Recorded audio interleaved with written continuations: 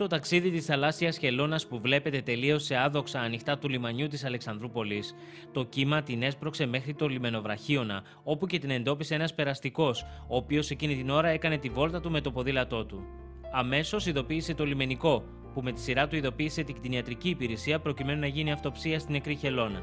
Ο κτηνίατρος που έφτασε διαπίστωσε ότι πρόκειται για θηλυκή θαλάσσια χελώνα καρέτα-καρέτα, ενήλικη, της οποίας ο θάνατος προσδιορίζεται πριν από 4 ημέρες περίπου. Ο κτηνίατρος διαπίστωσε επίσης ότι η χελώνα είχε ορισμένα χτυπήματα στο κεφάλι. Αυτά τα χτυπήματα προφέλατε. Καλά έχει εδώ τέτοιες χελώνες σε εμάς.